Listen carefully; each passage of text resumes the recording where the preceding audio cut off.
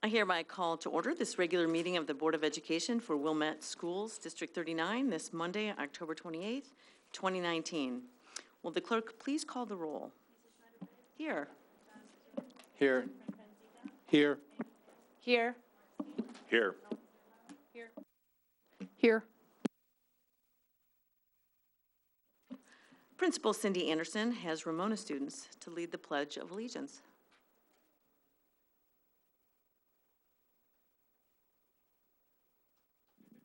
Good evening. Thank you so much for having us today. We are fourth grade students from Ramona, and we're here to talk about our recent trip to Laredo Taft. We just got back from outdoor ed on Friday, so we spent 3 days away together in Oregon, Illinois, and had a chance to be collaborative, creative, kind, and really work on teamwork with our peers. So I asked a few students to come and tell you their favorite part, because this is truly something our students will remember forever. Hi, my name's Autumn Knight, and I love the night hike because we got to eat moon candies, and the moon candies taste really good because it's sparked in your mouth, and you can see it because when it's dark, you can actually see it. So,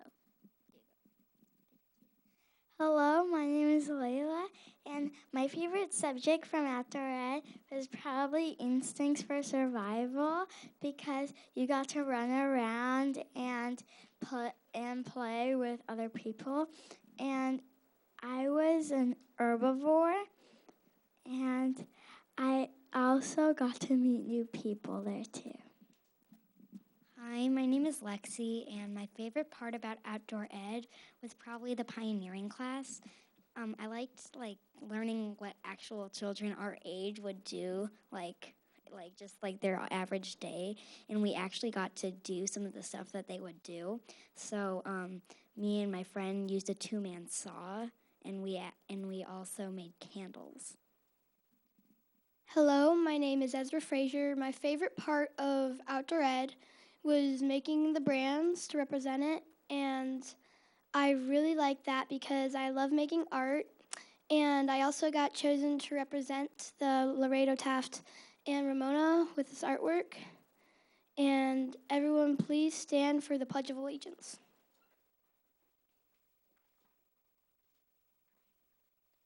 I pledge allegiance to the flag of the United States of America and to the republic for which it stands, one nation, under God, indivisible, with liberty and justice for all. Thank you. Thank you very much. Makes me feel like I want to go to outdoor ed again.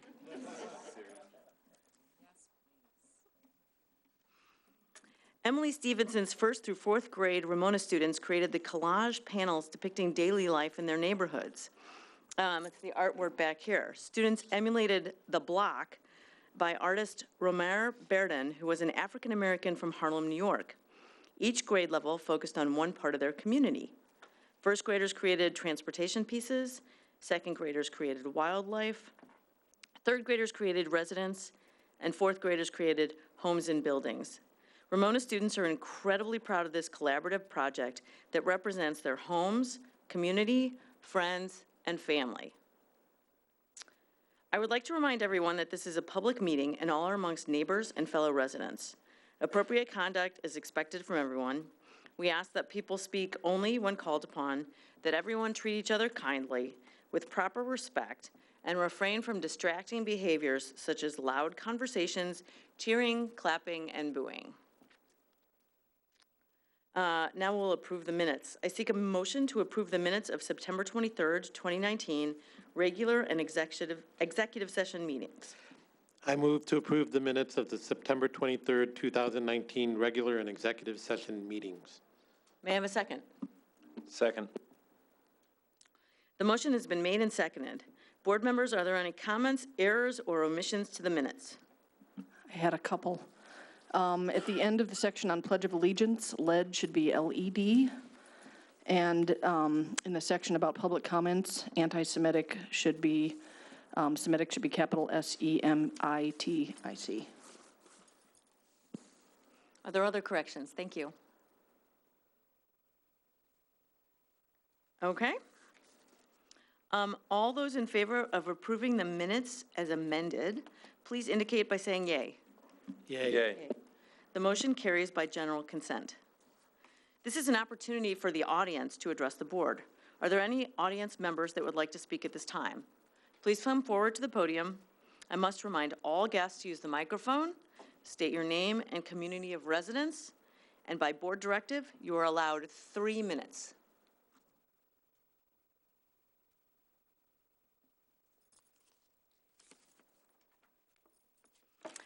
Seeing that no one wishes to speak, we'll move to board reports. First is facilities development. Ms. Sternweiler.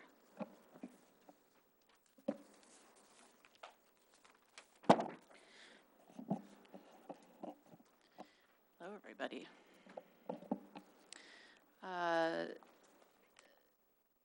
We began our meeting with a discussion of the village stormwater projects. The board and administration met with representatives from the village to review myriad upcoming projects which will require significant collaborations between the village, the Park District Board, and District 39. As the board had not previously been involved in the planning processes of these projects, we had many questions and concerns. The largest of the projects discussed was the impending stormwater project, which is slated to begin this spring on the community playfields. This project will have a significant impact on Highcrest school access and raises other potential issues such as safety, timing due to unforeseen delays, possible east-west student access before and or after the school years begin end and begin, etc. Due to the magnitude of the project and the number of questions raised at the meeting, it was agreed that scheduling a follow-up special meeting of the board with representatives of the village again would be helpful. In the meantime, it was decided that district staff will also meet with village engineers to explore plans for safety, access, timeline, and scope of this important but very large project, and then report their findings back to the board so that we may be fully informed and engaged partners in this project before proceeding. Central kindergarten enrichment was then discussed. We reviewed updated cost estimates for the Central Kindergarten Enrichment Construction Project and provided the administration direction to proceed with design work, including recommendations to replace the old cafeteria air conditioner with a new rooftop unit, which will improve air quality, save space, and provide better acoustics in addition to other improvements. Highcrest Phase 3 construction was discussed. We reviewed a rough cost estimate for Phase 3 construction, which includes converting the old LMC into 3 classrooms. We expressed support for proceeding with design work for this project. We discussed capital projects and the funding timeline. We reviewed upcoming and long-range capital projects and funding. Revisions include replacement of a 1995 air conditioning unit at Highcrest, additional renovations that are needed at Ramona, and some alternatives regarding Mackenzie air conditioning. And then the last thing discussed was the landscape services bid, which the bid results for the landscape services were reviewed. A contract is recommended for approval later in this evening's agenda. And that concludes my report. Thank you. School finance, Mr. Cesaretti. Thank you. At the same meeting, which was last Monday, we discussed student fees, and we reviewed the recommendations of the administration for the Summer Enrichment Program, SEP, the Lector Early Education Program, and the Kindergarten Enrichment and Enhancement Program in District 39. Keep 39. Fees for these programs are recommended for approval later in this evening's agenda. We also talked about the 2019 tentative tax levy. The board was given an overview of the tax levy, and a detailed presentation of this topic will also be provided later this evening in this agenda. We also reviewed our assumptions for the long-term financial projections for the district. It was quite a lively discussion. As For those who don't know, and I think we all know here now, but we use these projections for, we develop 5-year projections, and these assumptions are fundamental to those projections. So a presentation on the projections is being prepared for the December regular board meeting. That's it. Thank you. Thank you. Strategy, Mr. Steen. Thank you. The Strategy Committee met at the same committee of the whole meeting on Monday, October 21st. We had 2 items on the agenda, which were the Kindergarten Enrichment Program update and the 2019 Fall Assessment Report. Both of those will be discussed in more detail tonight. In fact, most of our discussion revolved around the Kindergarten Enrichment update, where we were presented with 2 and then 3 different options for how we would recruit students into the program that will hopefully start in the school year 2021. And we narrowed those down to, they were creatively named options A, B, and C. We narrowed them down to A and C. And we will discuss those tonight, and there will be further details forthcoming later in the meeting. The 2019 Fall Assessment Report, unfortunately, we did not get to discuss very much at the strategy meeting due to time limitations, but the good news is that means that we will discuss it more fully tonight. That's the end of that report. Thank you. Moving on to the liaison reports, Community Review Committee, Mrs. Sternweiler. The CRC met on Monday, October 7th. I attended with our superintendent. It was a great meeting, actually. They laid out the timeline for the year, discussed workflow and what the goals of their research would be as it directly related to their topic. I love this title. Strengthening Parent Partnerships, Connection, Collaboration, Consistency, and Community. I thought that was great. Their final report will be due April 29th, and they'll have it to the board on March 11th, I think. They proceeded to break out into groups and had an extraordinarily interesting conversation about what this meant to each of them in their groups, with interpretations of the topic varying from effectiveness of communication to what is the what, as in what information needs to actually be communicated. And I thought all of their conversations were fascinating, and I can't wait to read the outcome. They decided they'll utilize a survey to uncover more information, and we'll hopefully discuss those results within the next few months. Their next meeting is November 4th at 7 p.m. Thank you very much. Next is Educational Foundation, Ms. Poling. So the Educational Foundation met on October 23rd. They started off with a really inspiring video put together by Elena Ryan about the use of cue balls in our schools that were received last year through the GRIP grants. They reflected as a group on a very successful bingo night. They had over 200 people in attendance, and they're preparing for the upcoming fashion show on November 13th at Westmoreland. Lots of good models there.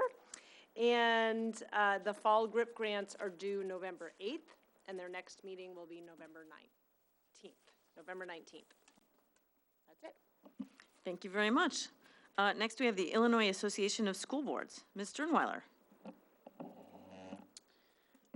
So we did receive the resolutions that were put forth by the committee for ISB to be voted on at the upcoming, at the upcoming III conference. And after having all read through them, it was clear that there were 2 of the resolutions that the board felt warranted a lengthy conversation, actually. And after lengthy conversation, those 2 resolutions were resolution number 1 and number 3. And I was actually going to read just the title of those, which I can't get to right now. But anyway, the first one was very similar to what was put forth last year. Regarding student safety and guns in schools, and we as a board agreed with how we had voted last year, which is that guns do not belong in schools. And we were very clear on that in terms of everyone feeling the same way as we did last year. The third resolution that was put forth, however, there was a lot of conversation about it. And while I think we ultimately have decided, can I say this? That we have ultimately decided that we are going to vote against the ISB's recommendation to vote for number 3. We truly decided that we appreciated the effort that went into crafting that resolution as a middle ground for different districts, particularly downstate, that don't have the resources or the proximity of law enforcement nearby to respond as quickly as districts like our own.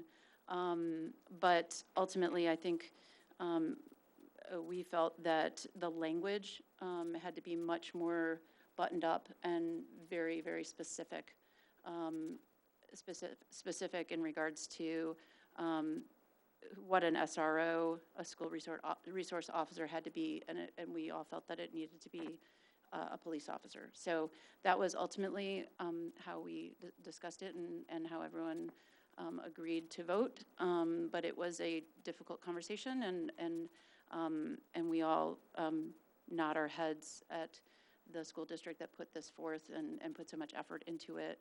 And it was not an easy decision per se. So that's how that came down, and I will be taking that vote to the III conference and letting them know how we feel. But once again, we don't believe that guns belong in schools, particularly in the hands of teachers per se, or anyone other than a law enforcement officer. So that's how we decided. Are there any questions about it or anything I didn't communicate the way you would all like me to communicate it? Okay, Thank you very much. Now we'll go to the legislative update. Ms. Stone. Not much to report. The General Assembly returned to Springfield today, and there are a number of things in the works that would impact education if they are passed and become law, but I will report on them if and when they do. That was a quick report. Next, we'll move on to information items. Dr. Krimascoli. Hello, thank you.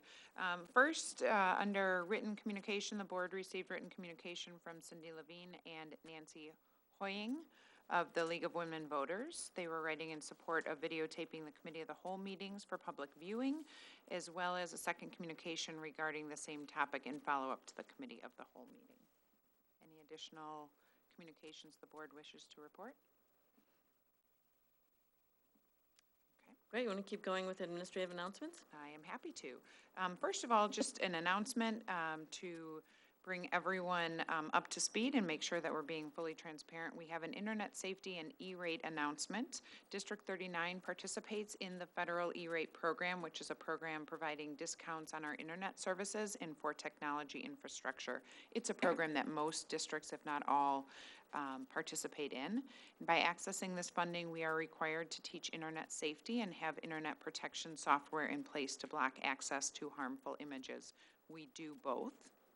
We are required to acknowledge this, in a public meeting and to ask if there are any questions or concerns. Any additional follow-up? Okay, I'll proceed then. Yes.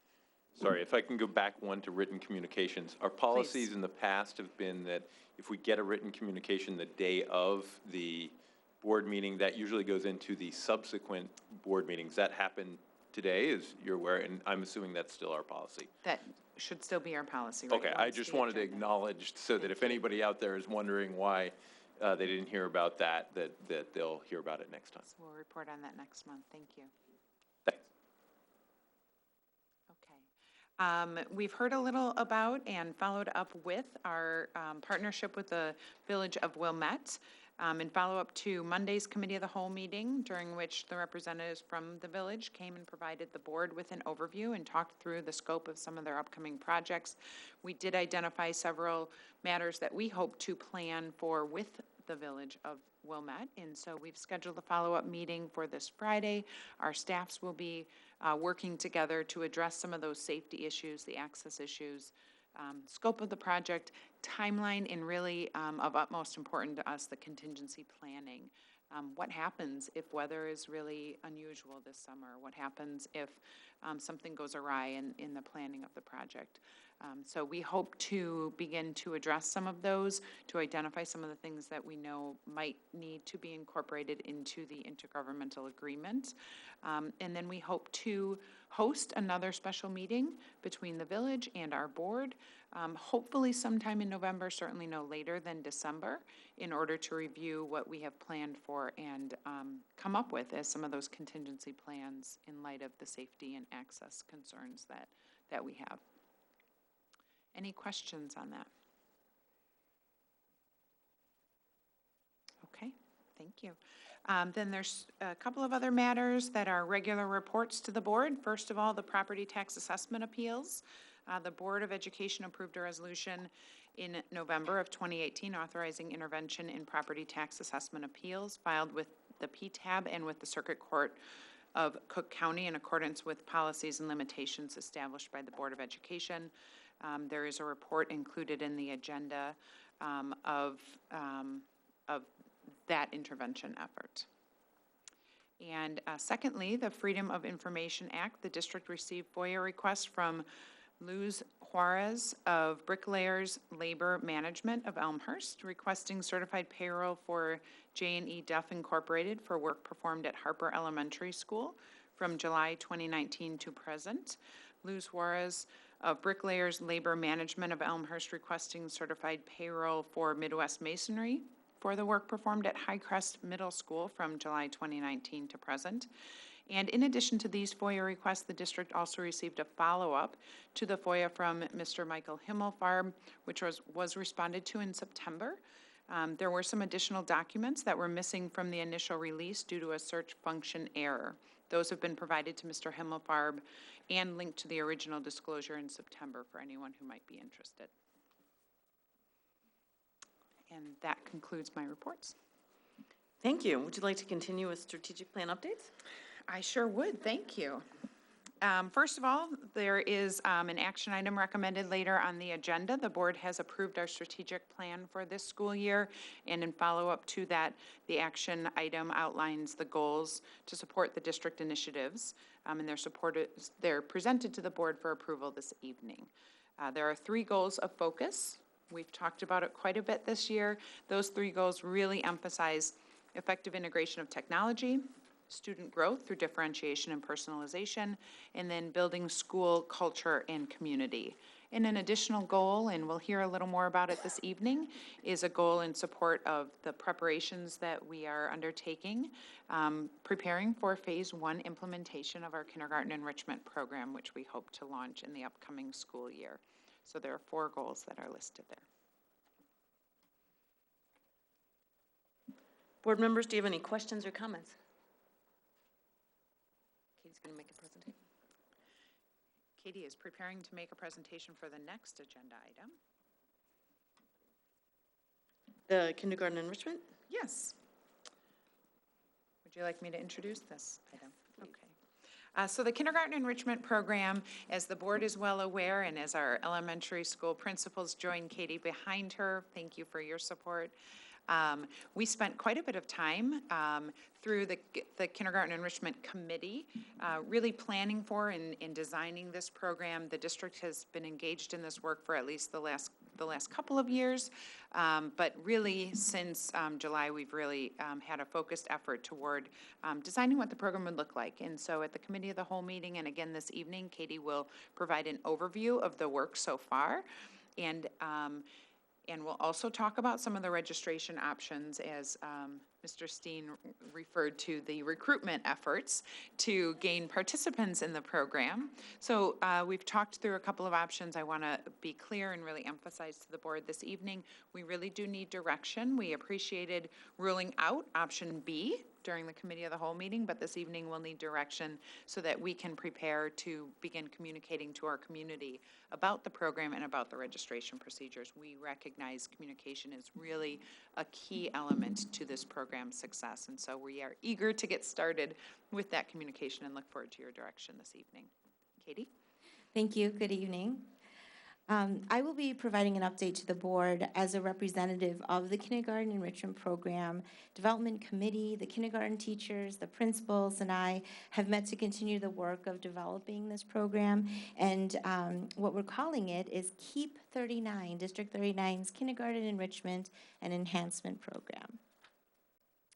Our work began last year with the development of the program's goals, which was guided by the district's mission, as you see on the slide.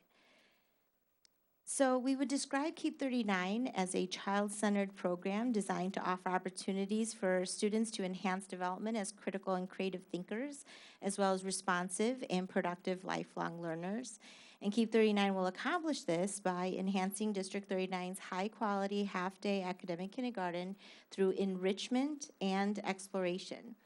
Enrichment exploration will involve activities centered around literacy, math, social studies, science, socialization, and purposeful play, as well as social-emotional experiences to inspire kindness, empathy, and resilience. And phase 1 of KEEP 39 implementation would begin at Central and Harper schools during the 2020-2021 school year with a fee set at $6,460 per student, which was discussed at the Committee of the Whole. This slide provides a sample schedule to illustrate the experience of a student who will attend the existing District 39 half-day academic kindergarten in the morning and also choose to participate in the optional KEEP 39 in the afternoon. So if the student is registered for the fee-based optional program in the afternoon, they will engage in theme-based exploration through enrichment experiences that will be designed in the following areas: enrichment centers for reading and writing, science, technology, engineering, and math, also known as STEM activities, nature-based experiences, an outdoor classroom, arts enrichment involving crafts, music, and/or movement, play-based enrichment opportunities for socialization, cooperation, self-regulation, as well as play to promote kindness, empathy, and resilience. So the members of the Kindergarten Enrichment Program Development Committee, in collaboration with the administrators, explored registration options for phase 1. And during the October Committee of the Whole, as mentioned, we presented to the board the 2 registration options. The following slides will explain the options in detail with their corresponding pros and cons. So option A. KEEP 39 registration would open for Central and Harper students only in 2020-2021, with an ongoing program evaluation and hopeful launch of the program district-wide in 21-22 school year. We believe that this option would provide a strong sense of community and connectedness for our students. All students would remain at one school. There's an increased likelihood that students will have their kindergarten teacher for the enrichment portion. Transition from AM to PM program would not require transportation provided by families. And the summer, fall enrolled students at Central and Harper would have equal opportunity for the KEEP 39. There's also a greater layer of accountability and safety measures for each child. The opportunity to evaluate the program in its pilot year as it is designed would also be an asset. Some of the cons would be that there would be a delayed opportunity for Ramona and Mackenzie students to access KEEP 39 during phase 1. Ramona and Mackenzie students, however, have the opportunity to continue to participate in other kindergarten enrichment programs throughout the community. We are very sensitive to the disappointment that this may cause Ramona and Mackenzie families because of the delay. The potential delay of the construction would also, of construction cost recovery if there's a low participation in phase 1 year. Sorry about that.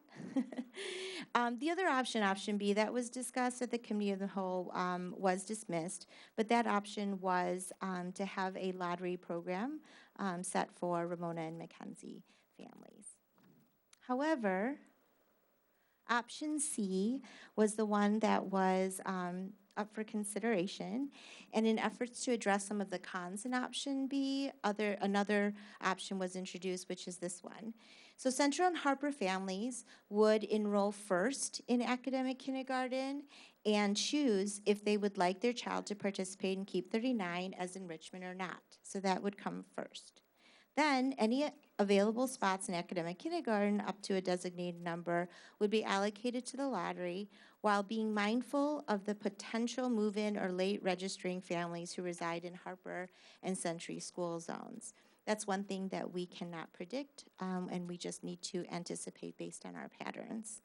So for example, a student residing in Ramona School Zone who obtains a Keep 39 spot at Harper School through the lottery process would also register for academic kindergarten at Harper for their kindergarten year only. This Ramona student would attend Ramona School for grades 1 through 4. Each of the options were carefully reviewed by our administrative team and the committee, and as a result, we respectfully recommend that the district pursue option A.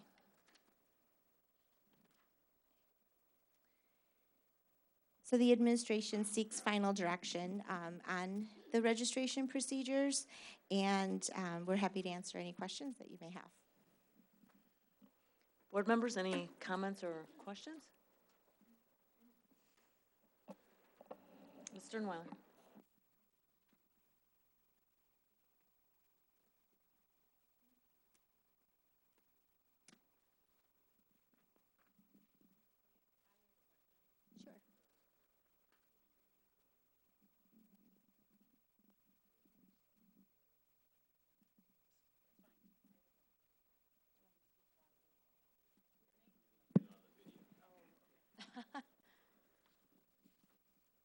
I have a question.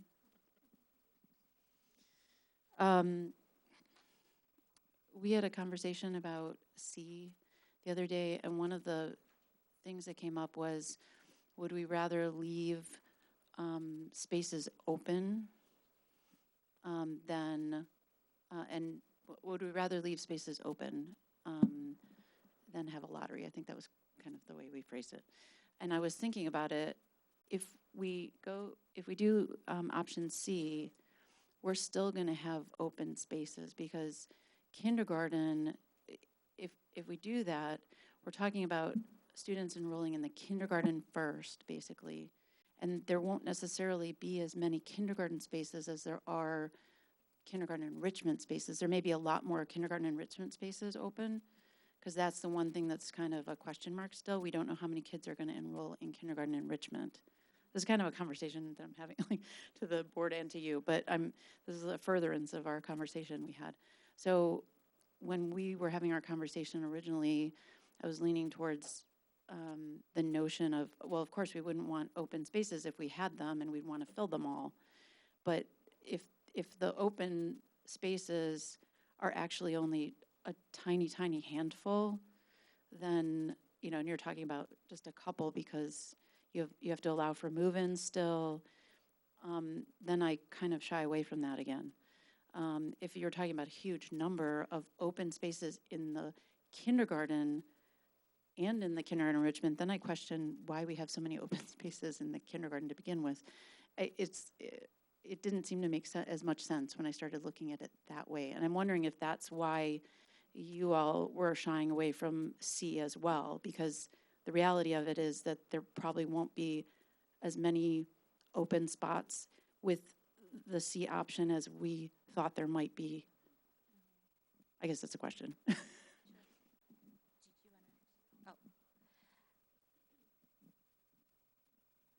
Can you hear me? I will offer a little insight, and then Katie probably has more detailed information. First of all, we do anticipate, the way the program is designed, we would anticipate that the kindergarten enrichment program will frequently have a few less students enrolled in it than are enrolled in the morning kindergarten program. Truthfully, that's the way the program is designed. The morning kindergarten program will serve the needs of all students, and some students might opt not to participate in the optional enrichment program in the afternoon. The way that option C is designed, we would be offering lottery slots only up to the amount of kindergarten spots that are available. And we have to make sure that we would be reserving some spots for the anticipated move-in or late registrant. So in either option, there is likely to be a few spots available, and that is purposeful so that we can make sure that there are spots available for our students who may be resident students or may move into the program. The thing that is a little difficult for us is to predict the number of spots that would be available. If we end up with 25 spots available, I think many people might say, well, then that makes sense. Let's open that extra classroom and run an additional program if there's interest. It's really difficult to predict that. These are kindergarten students who aren't yet known to us, and there's many students who move in as well. And so we can do some predicting based on our trends in recent years, but this is a new assumption added into the formula when we add kindergarten enrichment, and so it is somewhat difficult for us to predict. I think either option we would be able to manage. The logistics, obviously, of running a lottery under option C. It gets a little more complicated, but we certainly would manage that if that were the direction. Katie, did you have some other information you wanted to share? I think you've covered every aspect of it.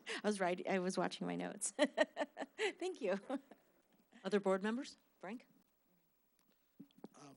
I appreciate, I mean, the report in general, which is very good, and I appreciate the effort to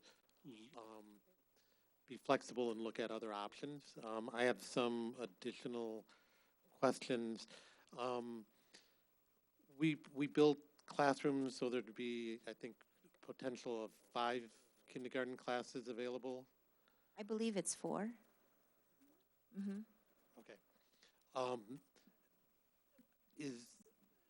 When we're talking about full, are we talking about all 4 classrooms being full? And I guess I'm still trying to understand. We built extra classrooms, and we're full. I mean, it's why did we build the extra classrooms?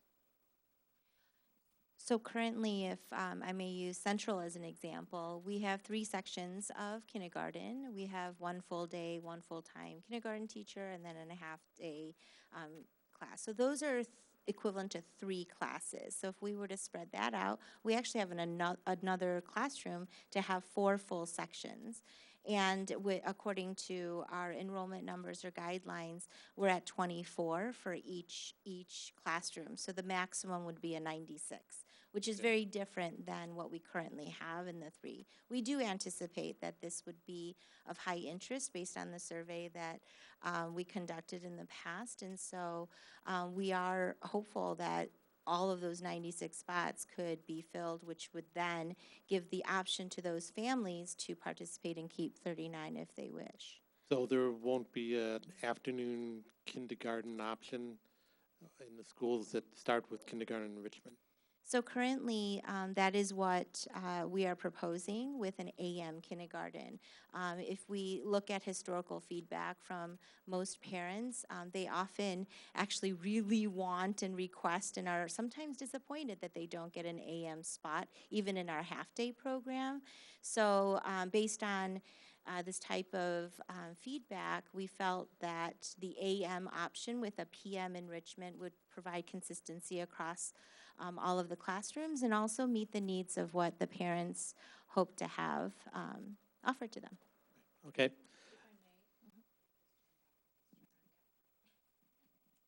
I know sometimes it's hard to imagine if you're not dealing with sections within a school to imagine how that all gets built out, but Right now, we tend to have 4 sections at the first grade level in our schools. And so the kindergarten enrichment program was designed so that we could offer 4 sections in kindergarten as well, hoping to capture those students early and bring them into our kindergarten program. Sometimes what we experience in Central's example that Katie just shared is a really good one. We have 3 sections of kindergarten, but then we frequently, if not always, have 4 sections.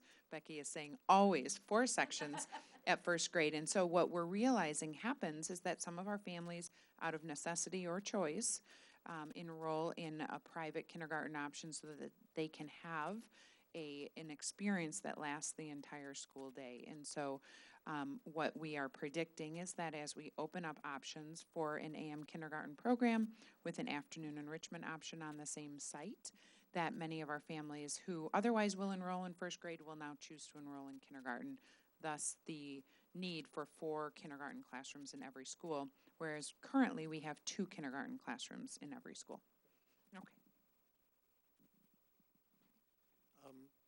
Okay, then I had 2, if this option is complicated and, as you said, it's not the one that's recommended, I think in the discussion there's a couple other points that at least occurred to me. One is we spent a lot of time and it was very deliberative why we built out in Harper and Central first. There are logistic issues, space need issues, et cetera, and if you pick 2, there has to be 2 that gets picked. However, when we're trying to get the feedback, we want to get as much feedback as we can, and the demographics of Ramona in particular are different than from our other schools. So while it's not that we have to change how we do this, but I think we should consider how to get feedback from the Ramona and Mackenzie, but from the schools that aren't involved, so that we're not just getting the feedback of the parents from the schools that are involved. So in particular, I think it's important for the fact that this, one of the nice things is that all our schools aren't the same. One of the things we want to do is not lose the fact that not all our schools are the same. And then the last one is for the board. We've been discussing, but we have not finalized whether the second phase of building for kindergarten enrichment is going to be immediate or with a year delay. And there's a lot of reasons for that, and obviously our goal would be to not delay, but there are financial considerations, construction considerations, whether we'll get enough feedback early enough to know the direction. And I'm concerned if we go 2 years, where the only schools that are involved are Harper and Central, that compounds the concerns. But I also don't want to get to the point that since we're not doing that there's like more pressure, and again, directionally we'd like to, but I don't want this to be since we had to exclude 2 schools, that now we must accelerate. Again, directionally we'd like to, but that isn't something that we've discussed in enough detail and certainly haven't voted on. And I am concerned that if we leave out 2 schools, that for 2 years, that the discussions would be more complicated. So if it turns out that we go with option A, which is the most likely, I think it should be recorded or remembered that if we do move out kindergarten enrichment build outs for the other schools, that next year we figure out how to get the other schools involved, and figure out how to do it aggressively. Are there other board members?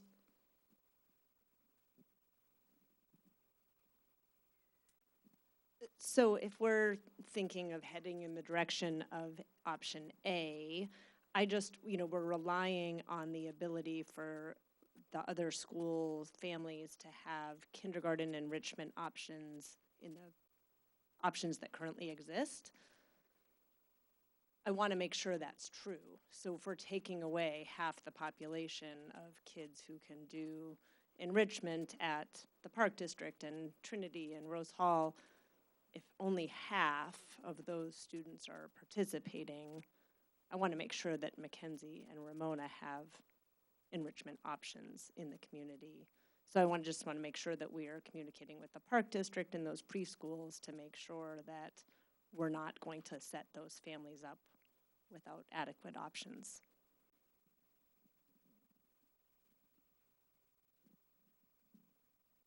This is a good exercise in pausing between thoughts.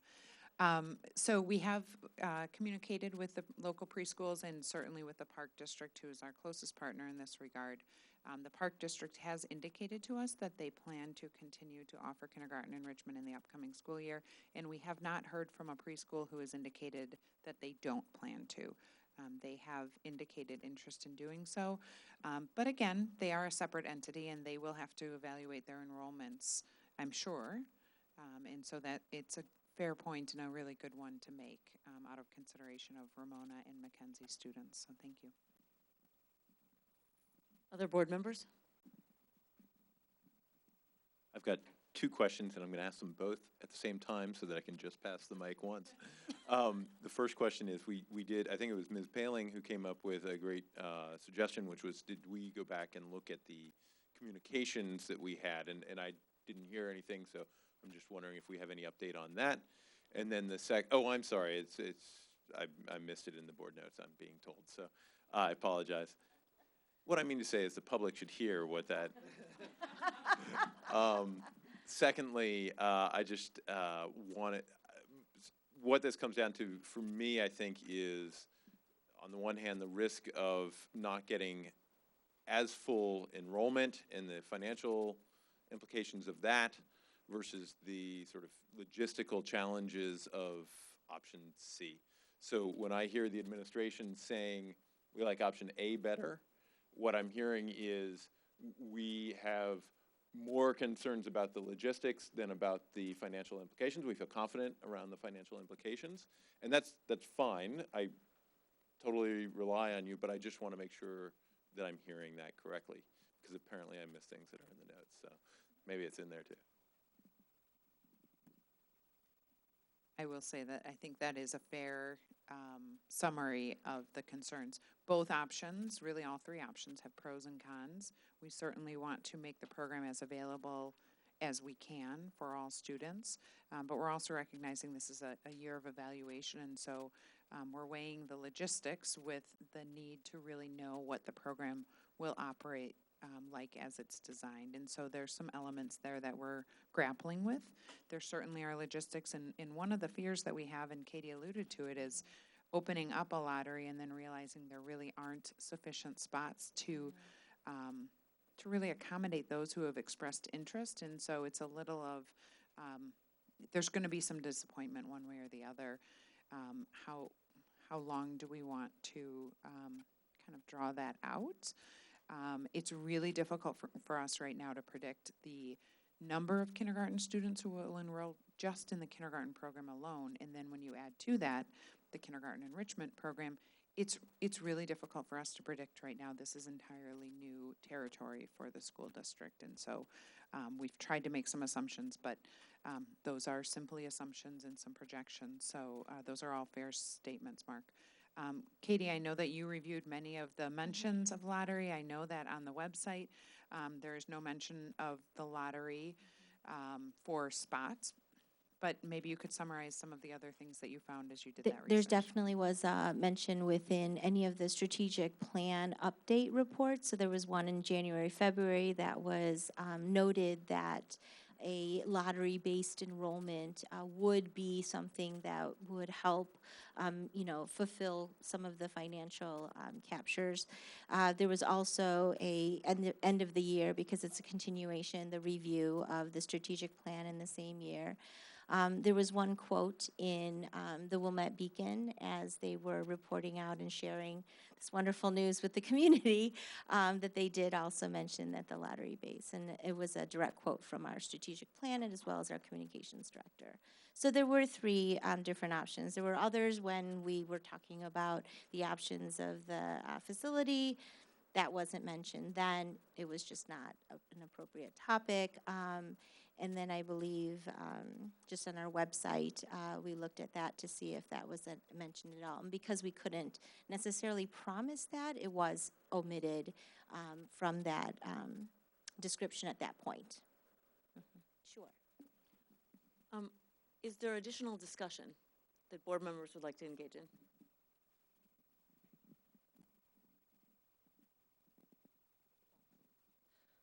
I may be the only one still in favor of option C, but I am because I think it ensures that we recoup the cost faster.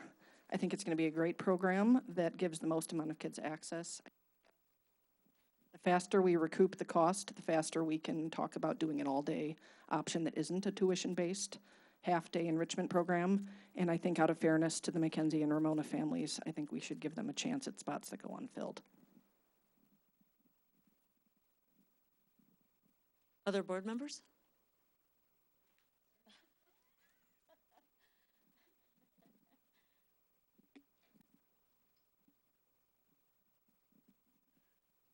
I think I was thinking about, so for me, the option A makes sense because of the logistical issues, but I see your point, and I see the point of keeping it open, but I worry about, when we say logistical issues, what do we mean?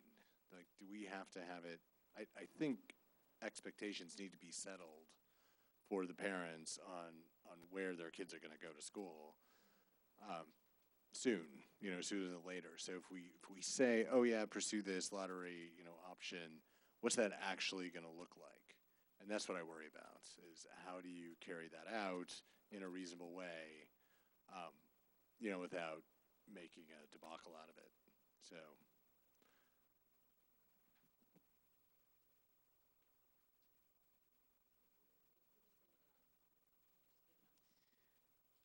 I would echo what John said. My one concern is this notion of mismatched expectations, because I think that's where conflict arises. And as much as we may try with parents, communicating the complexity of this, the potential pitfalls of this partial lottery. It's not a full lottery, it's a partial lottery that may or may not totally happen. And trust me, I'm a Ramona. I want Ramona families and the Mackenzie families to have this. Like, I really, I was as disappointed as anyone. I really want them to have this, but I want them to have the full shebang. And the problem is I'm worried that if we throw out their lottery, people are going to really get their hopes up and they're going to put it all in this, and then, like, I think John said it better a little in a way, it's like, you got to know, like, you have to know early, and you start kind of wondering or planning, and then it's when are we going to know? And I don't know, I worry, I guess maybe if we set a hard and fast deadline and say, after this date there's no chance that you are going to get in, so make your plans. Or I just don't know how we communicate this or how we convey this so that parents aren't like disappointed twice. Because I know they were disappointed the first time when we had to pick two schools. It was a hard decision and it just had to be made, and there were reasons, as Frank said. But to disappoint twice now, when in 1 year, and I agree with you, Frank, if we make this decision on decision A right now, I'm going to be pushing as hard as anybody to make sure that those other two schools happen. Like, I'm going to be pushing hard because it's something, I see two disappointments coming instead of just the first one. And so I guess I'll just leave it at that.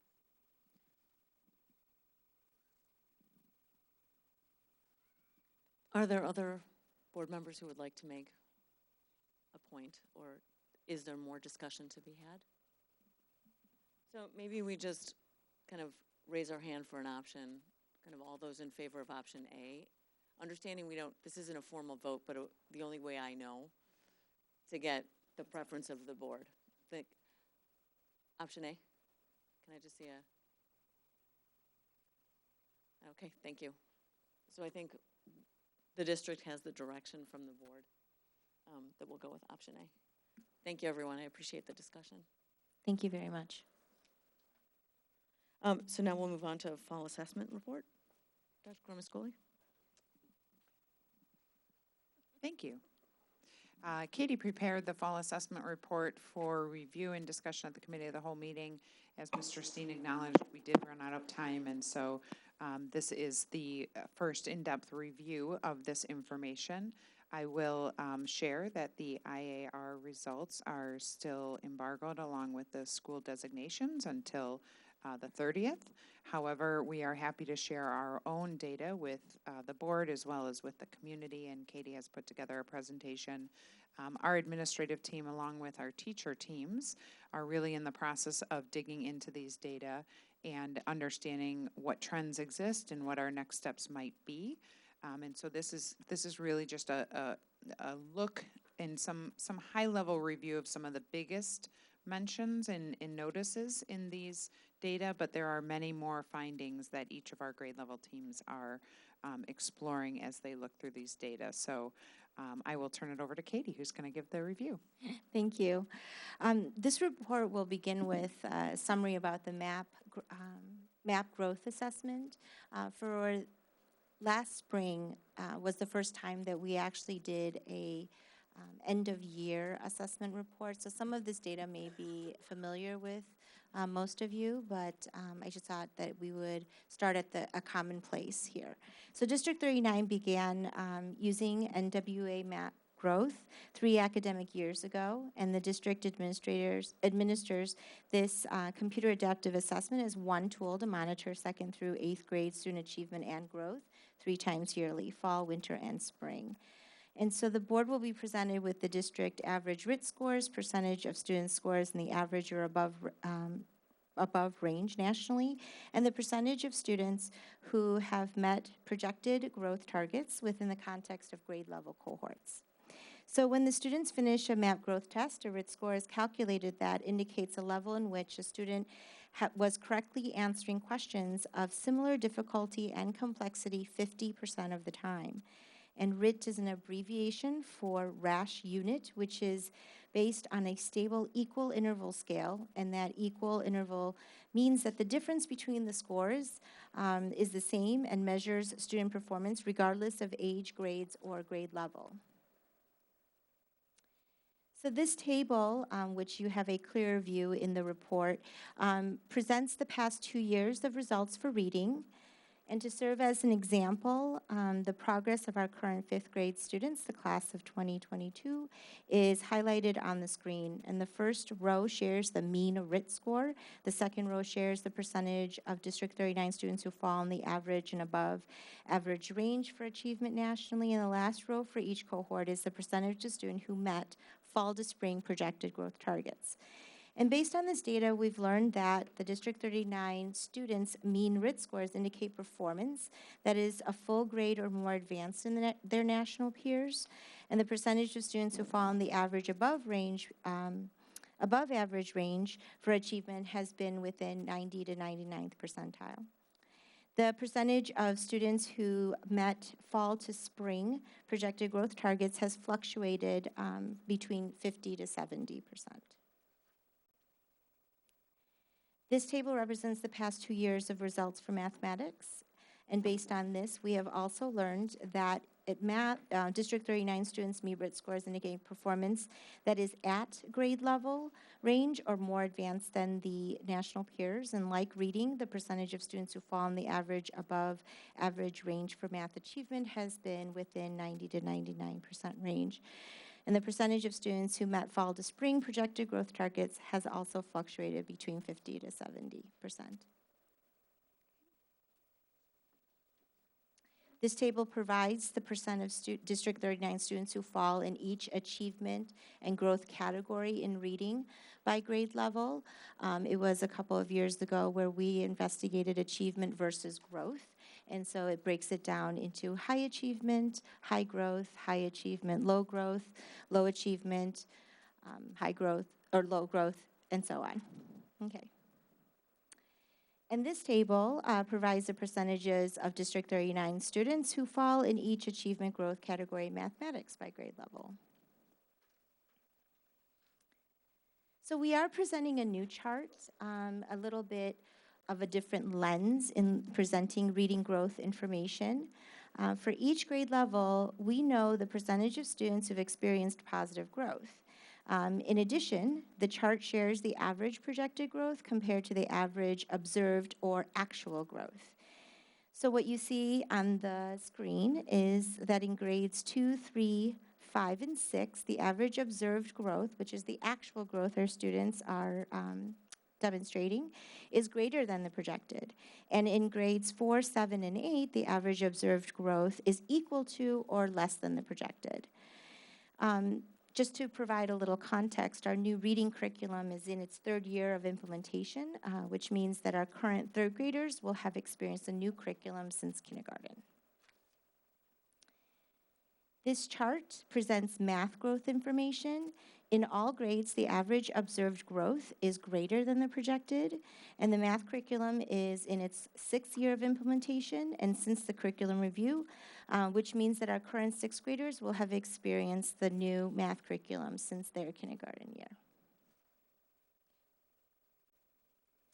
So we did look at and come to some conclusions about trends and areas of strength. So the percentage of students demonstrating positive growth is high in math. The percentage of District 39 students meeting or exceeding projected growth targets is either within or slightly beyond the 50/60th benchmark range, which is typical of this assessment. And the percentage of students with high growth is greater than the low growth in all of the grades. And in particular, a relative strength in our district is in 2nd grade with a reading growth, and a relative strength in math growth is in grade 3. District 39 students' mean RIT scores indicate performance that is a greater, more advanced than the national peers, as I've mentioned before, and also a high range of 90 to 99%. We do, as we dig into this data, find opportunities that we could explore a little bit more. So a deeper exploration of math growth in grades 4 through 5, if we were to use only map growth as our assessment, and also a deeper exploration of reading growth in grades 3, 4, 7, and 8. Okay. So next is the state-mandated spring assessment.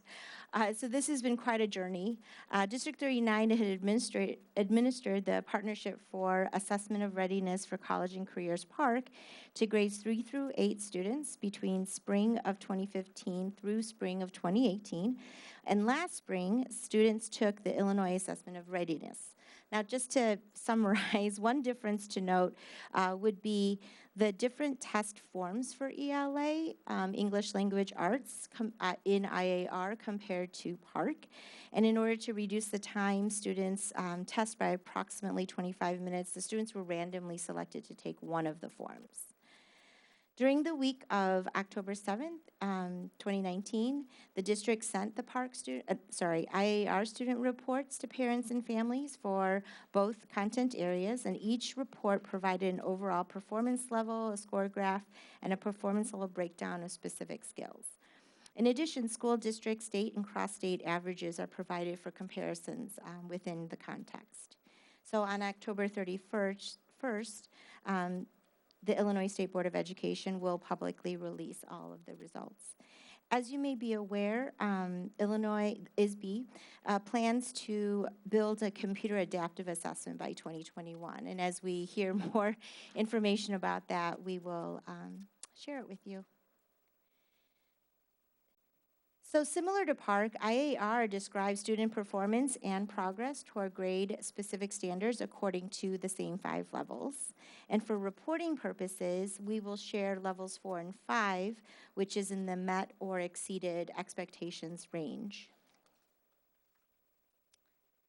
So the graph that you see here, blue representing District 39 and red representing the state of Illinois. This graph compares the percentage of students who fall within level 4 and 5 to the statewide results in mathematics.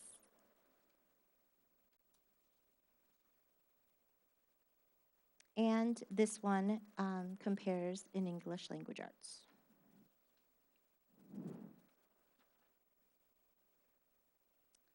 So if we were to summarize some of our strengths in this particular summative assessment, it would be in reading literature standards in grades 3 through 6 is a relative strength.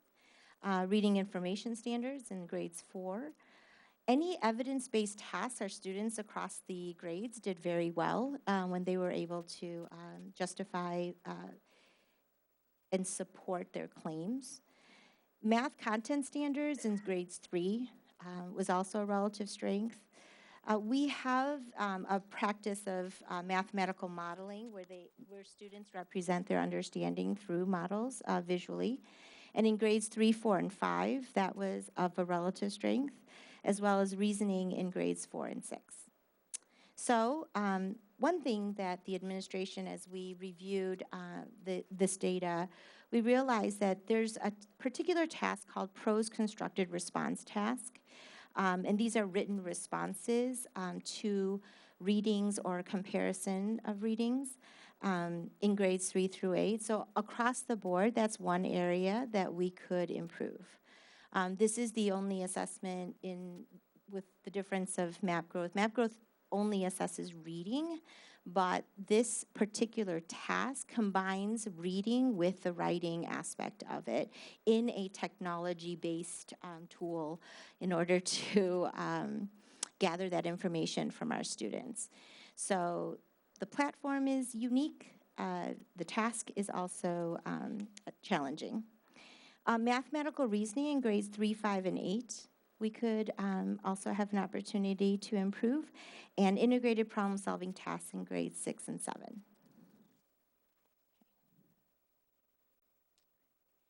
So what we wanted to share were some of the actions that were completed or in progress. And so as an entire district of administrators, we actually reviewed the assessment data, and we talked about district levels and trends as presented to you today. But then we took it also to a school level, and our administrators have been meeting with teacher teams in order to analyze and discuss and kind of come up with I wonder statements of what this data tells us about our grades and maybe identify some goals to work on. The assessment review also occurred with the differentiation support teachers and the math specialists that we have on staff. And in order to begin the discussion about where are the strengths of our students and where are the areas in which we can grow with them, and how could they also contribute to that purpose. So with that, I am happy to answer any questions that you have about this report. Board members, questions?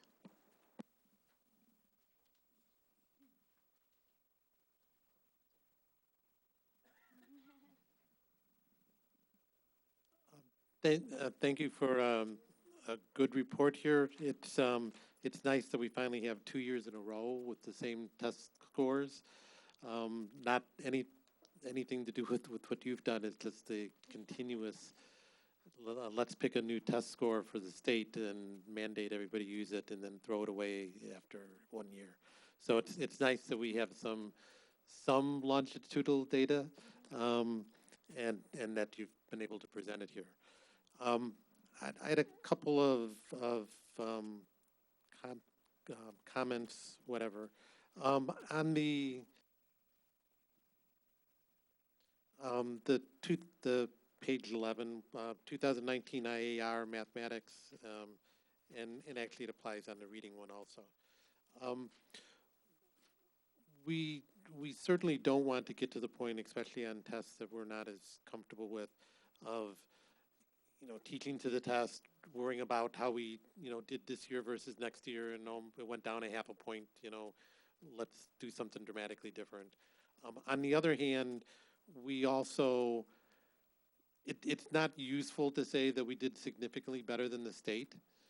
That's kind of the entry stakes, the starting point. So we need somewhere in between there.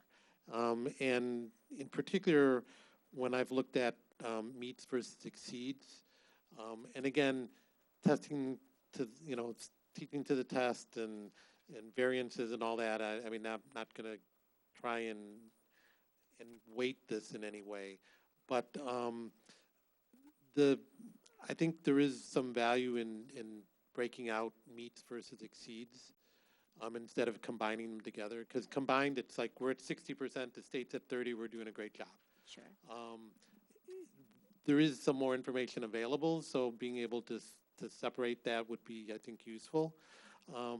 And I don't know when it comes up, but at least some of the data that's available online year to year, and again, it changes every year, so it's hard to tell what the flavor of this year is. What's particularly interesting to me is how we do on that compared to the other feeder schools. And again, not like, oh, we're 5 points lower, we're failures, or we're 10 points higher, we're going to have a parade and talk about how good we are. But in the past, when I've looked at it, the exceeds, the meets category, meets and exceed combined, relatively stable, but we don't do as well on the exceeds as some of the other feeder schools.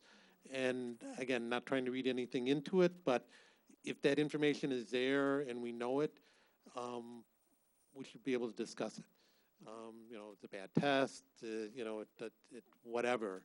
But when you look at it from the outside and you say, here's the other feeder schools, and we're 4th out of 6, or whatever the number is, consistently on exceeds, which in some ways is a more interesting category for a school district of our stature.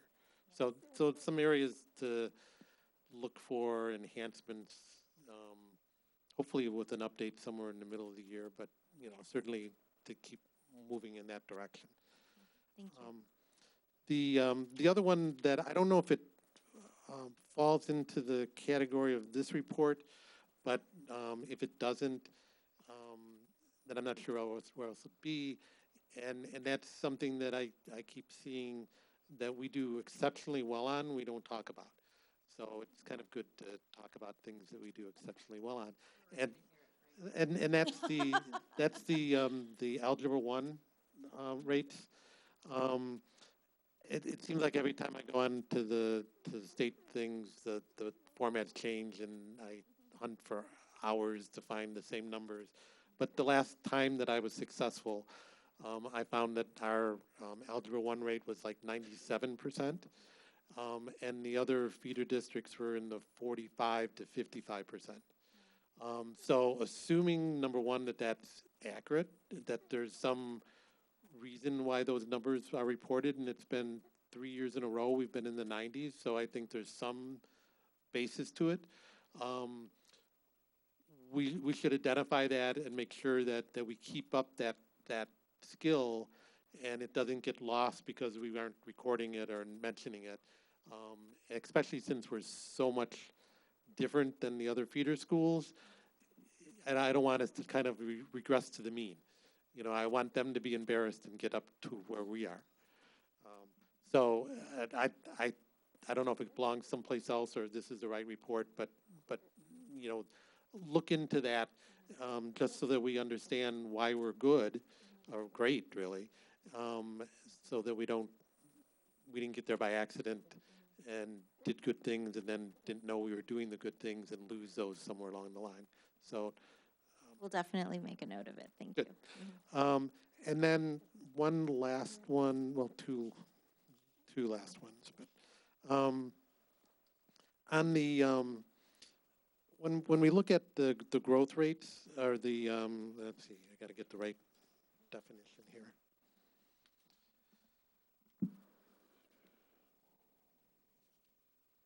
Okay, the achievement rate. So like pages 2 and 3. Again, math. We do a great job. Lots of different ways of looking at it, but we look at our numbers versus the national mean, and we're about a year ahead. We look at it. One thing that I was kind of looking at was the high end of the range, and our scores tend to be just a little bit above on math. And again, may be indicative of how our algebra scores got so high. On the reading, we start off, second, third, fourth grade at the high end of the range, or a little higher even. And then we kind of regress to the mean a little bit for 6th, 7th, and 8th grade. We either don't grow quite as much, or we're at or slightly below the high end of the range. And I just like to think that since we're a high-performing school district, we need to set standards that we do better, better than we've done before, better than other things. And it seems like if there's a pattern, and on math it holds up, and on reading it holds up through 5th grade, that we're running, slightly ahead of the high end of their identified range. And then in 6th, 7th, and 8th grade in reading, we drop a point below, and, but we need some flags for where we should think about it, and you've identified, where we've done well, et cetera. But I think there's an indication there that there may be some room for us to be better, not just, better than the state, but better than we were before, and better than even better. Our teachers are very reflective, but one of the contexts that I would like to kind of reshare would be how, when the state standards changed, we did start with mathematics as one of our shifts and some of the mathematical practices. So this being its 6th year in our new phase of curriculum and the way that we've been teaching, I think what part of it, not all, but a portion could be because of that, with our math results being a little bit more consistent throughout the grades there. As far as reading, our reading and writing curriculum, we're in our 4th year of the new writing, and we're 3rd year in our new reading. And I'm not saying that that's the only reason, but it's one component. So, and of course, our teachers are very reflective about where the students begin and where they need to take them and their practices. So I know I'm pretty confident that our 5th through 8th grade teachers are doing the same thing, and we will continue to identify those areas and set those goals and help our students each year. It'll be good to follow that through, and I'm not saying that we're not doing a good job, but I view our job as being significantly better, and when we are just much better, there's still some room there to do a little bit more. So that'd be good. And then the final one, because I couldn't do this without bringing it up. I know in this report, it doesn't identify if there are differences with boys versus girls. There's some other reports that are available, and we've talked before, and I'll just leave it that, we need to keep being aware of that, and especially being aware of the fact that if pretty much across grade levels, the girls are scoring significantly higher than the boys in reading, and then we're looking at our reading aggregate scores, and they're not quite up as high as we'd like them to be. One possible scenario might be that the boys are pulling us down, which means that we need to maybe focus on having those scores get better faster. Sure. Yes, absolutely. So just to address, we know that subgroups such as boys and girls and other groups are of interest. We do dig into that data, absolutely. If there was any pattern or trend, we would notice. And I know that your interest is in particularly with English language arts, and I can tell you that I have a chart that breaks down exactly how many girls and boys will progress through the grades. And one thing that I've noticed, which was a good thing, because we didn't see it before, was that the number of male students increased each year from grades 3 through 6 in English language arts. That does not mean we don't have room to grow. We need to do that. However, that was something that we've noticed in particular that wasn't there before. So yes, you are absolutely correct in that the girls in English language arts do outperform the boys, but there is a closing of the gap in 5th grade that we're feeling very good about, as well as in addition to 3rd, 4th, 5th, 6th, if we look at kind of that trend, the number of students. So we will continue to work on that in the same way that we worked on mathematics and instruction for all students. Sure, absolutely. Happy to do it. I have a question, I appreciate this report. It's a wonderful report, but and I also appreciate the fact that we put our best foot forward all the time and want to show what we do best and want to look great and want to look like the smartest, best school district in the whole world. I get it. We're the best. But something that concerns me is that I want to see. We're talking level 3, 4, and 5. We're focusing on level 3, 4, and 5. I want to see about level 1 and 2. I want to hear more about that because I realize they're not the biggest percentages, but we've got a focus on inclusion. The reality is our district is not like other districts in a beautiful way. And therefore, I don't want to compare us to other districts because we are inclusive. We have an enormous population of differently abled learners in our district, and that's beautiful. We're focused on one-to-one learning, increasingly so. Maybe not all in yet completely, but we're getting there. And the reality is that you do have learners in our district who are still, who have not met expectations. I know they haven't, or have partially met. And we know that there are learners in our community who are also twice exceptional, who have way exceeded expectations, and we have heard about those learners as well, and that is something that we have to deal with as well. But I'm not hearing anything about level 1 and 2, and I want to see the numbers. I want to hear about it, and I would like to hear what we're doing based on now that we have the numbers, now that we have more information, data about the growth of those students or lack thereof. I mean, some of those students aren't growing, they're actually going downwards. They are, and how we are dealing with that information, taking it back to staff, taking it back to the special education department, and how we are changing our mindset around those learners and changing the way we're teaching them to accommodate those differences, because obviously there are areas that there are kids falling through the cracks. And so that's of concern to me. Yes, so I think you're referring to the charts that we offer on page 10 and 11 of the report, where we do break it down by the different levels. So I understand what you're asking for as far as some context. May I offer, when we look at MAP growth, however, one of the pieces that we've celebrated so much is at a teacher level, at a classroom level, and also if you look at the chart that talks about the low achievement, many of those students at the low achievement has grown actually the most.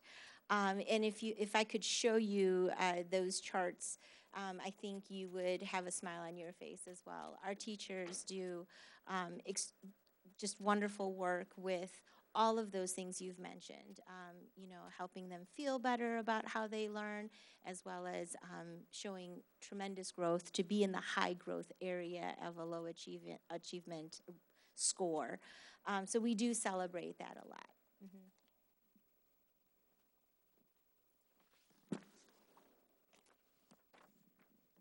Other board members? The summary of what I want to say is thank you.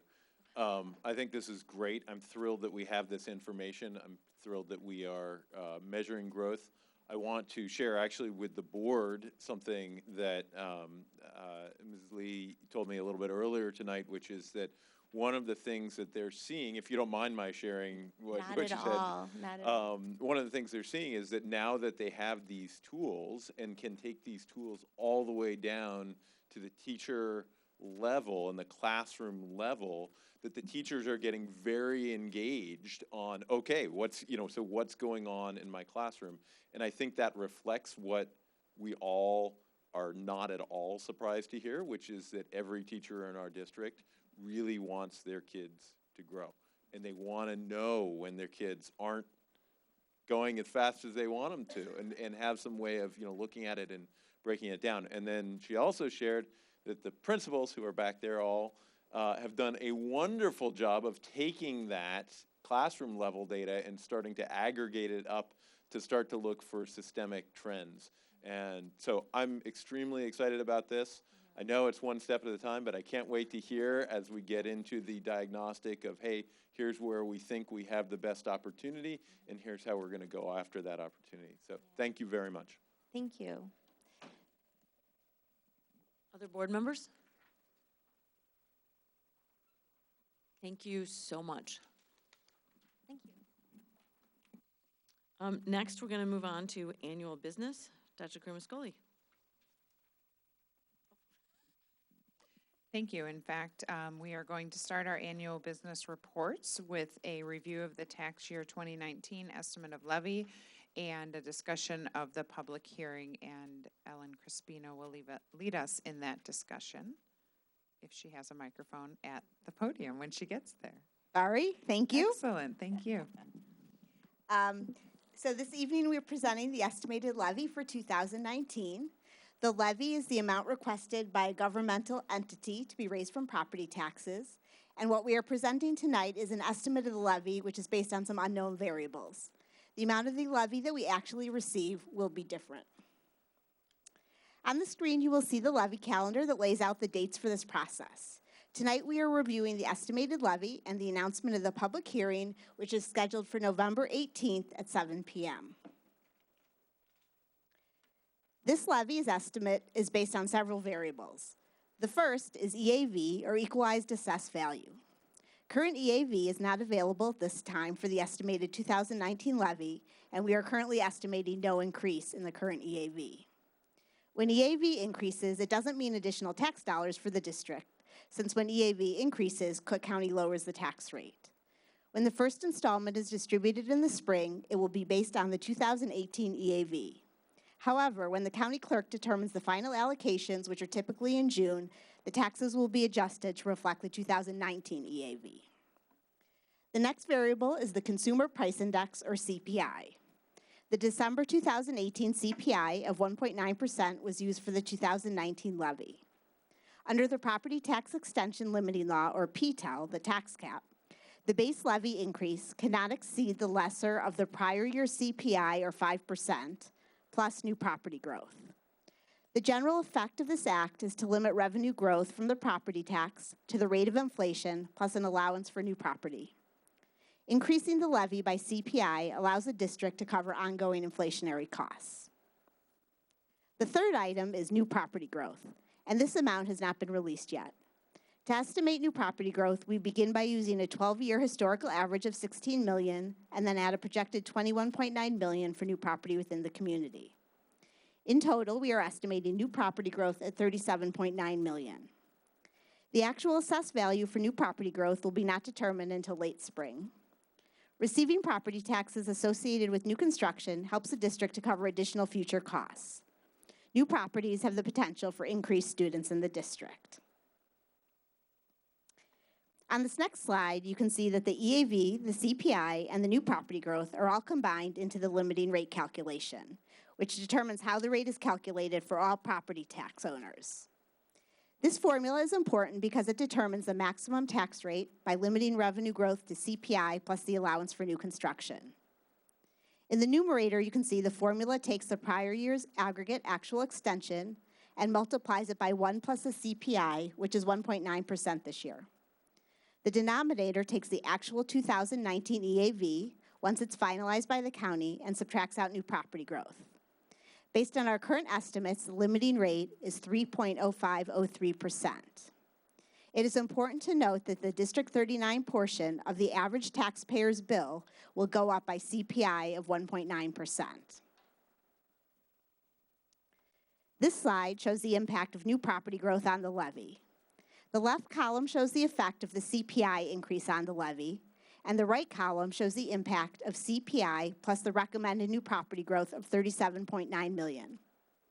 In both cases, a current taxpayer pays the same dollar amount for a home with a market value of $500,000, for example. In both columns, you can see the district receives $1,022,000 due to CPI.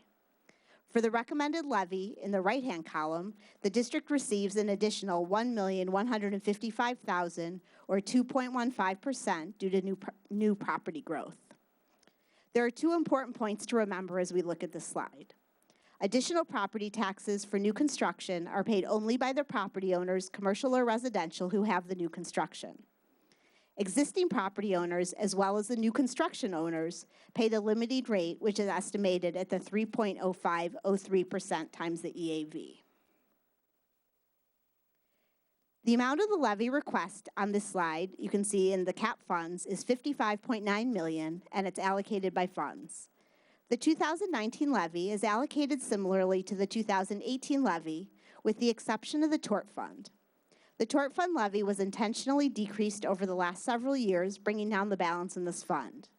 Going forward, the tort fund levy will align with projected expenditures in this fund.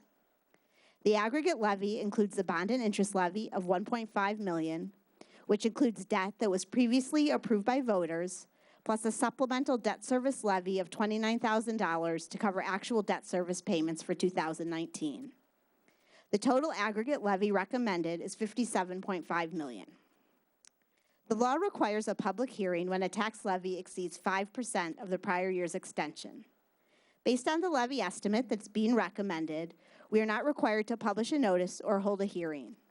However, for transparency, we have historically published a notice and held the hearing even if the amount requested is below the legal limit. We are recommending that the board review the estimated amounts to be levied for the tax year as shown on this slide and approve the public hearing on the proposed 2019 levy. Are there any questions? Board members, any questions? Sorry, Ellen. You know I love this. I think it was slide 3.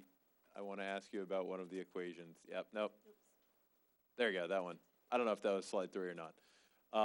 So let me make sure I understand correctly. If, let's take a hypothetical because we want to make the math easy.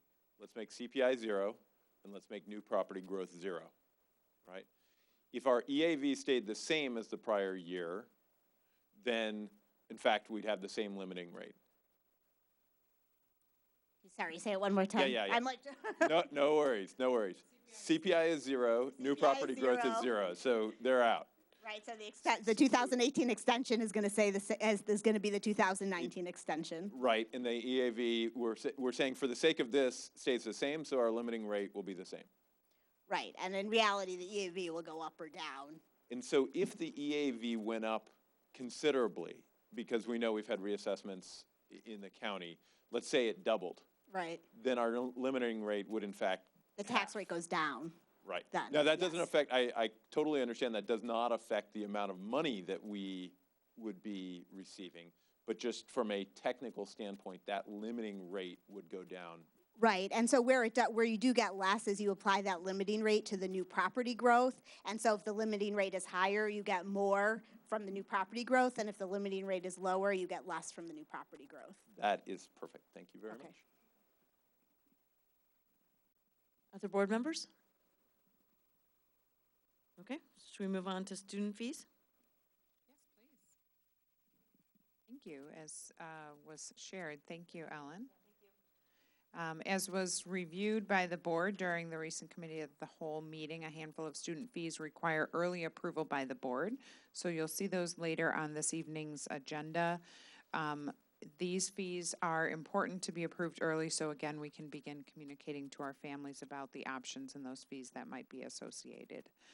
So we have recommended for this evening the fees for the Lechner Early Education Program. We've recommended the fees for the Kindergarten Enrichment Enhancement Program and the fees for summer enrichment programming. Ellen, is there anything you'd like to add to that? No. Thank you. Wow, it worked. Mine worked. Board members, do we have any questions or comments on student fees? Okay. We'll move to fall enrollment. Excellent, thank you. Annually, District 39 provides a fall enrollment report that captures the number of students attending District 39 schools as of enrollment on September 30th. This year, there are 3,518 students educated in our District 39 buildings. Tony is going to provide a brief synopsis of this. If his microphone is working, he can speak from his seat. Otherwise, we can pass this microphone down. Is your microphone working? Yes. Wonderful. Tony, thank you for putting this report together. We appreciate your synopsis. You're welcome. Good evening. As Dr. Kremascoli shared, our report is based off a fall enrollment date of September 30th. As of September 30th, we have 3,518 students attending one of our 6 schools. This is a small decrease from last year by about 30 students. When comparing this year's counts with fall 2018, 1st, 3rd, 5th, and 7th grades all have fewer students, and our kindergarten, 2nd, 6th, and 8th grades have increased. Our 4th grade remained the same. Our largest grade level is 8th grade, with 5th grade next in size. As was stated in the introduction, there are 3,555 total students who receive educational programming to various degrees through District 39, which is a small decrease from last year. We will continue to monitor enrollment for trends, and we'll be looking at demographic enrollment projections, I believe, in December. If you have any questions, let me know. Board members, any questions? Thank you very much. You're welcome. Landscape?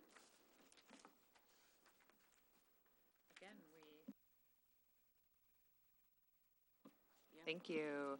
Again, this is up for action later on this evening's agenda. There were 2 companies who responded to a bid for landscaping services. The bid from the Service Innovators came in at $79,000 for the year, and the bid from Landscape Concepts Management came in at $47,000.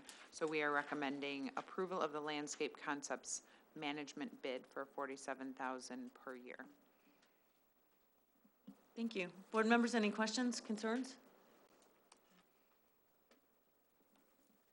Okay, that takes us to board policy review. Dr. Kremascoli. Thank you. As the board is aware, we are engaged in an ongoing policy review and update, and we have tackled several policies from Section 5, which focus mostly on some personnel matters. Heather Glowacki has done a wonderful job of reviewing these. They've also been reviewed by our attorneys, and so we have several to recommend for first reading this evening. In essence, the board, I know, has had the opportunity to review those. You will later vote on these for first reading, and then they'll come back next month for second reading with any revisions and have an opportunity for approval at that point. But this would be a wonderful opportunity for some feedback or questions if there are any that board members would like to discuss with a little more depth, or simply to provide us some feedback at this time.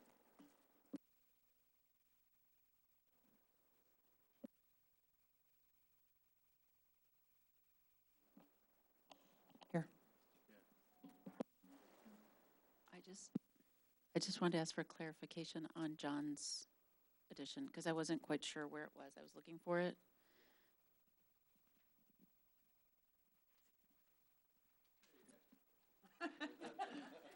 It was a separate document from, It's separate. Okay. yes. All right. Thank you. Maybe I can use this. Ellen, we'll leave that there because many of us have our microphones working now. For just transparency's sake, John's comments offered to the board some suggestions of including board members. And we recognize that board members are included under a different section of the policies. So those recommendations were not included in the first reading, but certainly things that we could talk about more if we felt like it was important to include it and duplicate that in separate parts of the board policy book. Yeah, I think if you guys have had a chance to read the comments, I think I started thinking about the ethics policy, or I guess it's under general personnel regulation. I started thinking about whether or not this applies to the board because it looked to me as if it already did apply to the board, because under the second section, statement of economic interest, it lists board members. So that got me thinking that, well, does this already apply to the board? And if it does, we should probably clarify that it does. But I'm really throwing out a question, why wouldn't it apply to the board? So that's why I went ahead and made some changes.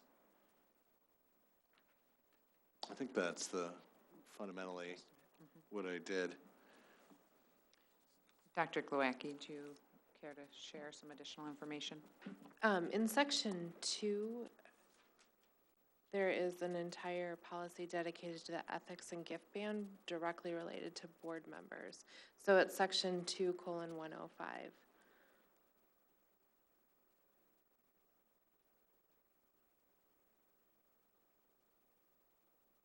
Of the policy manual, not of this policy that's suggested right now.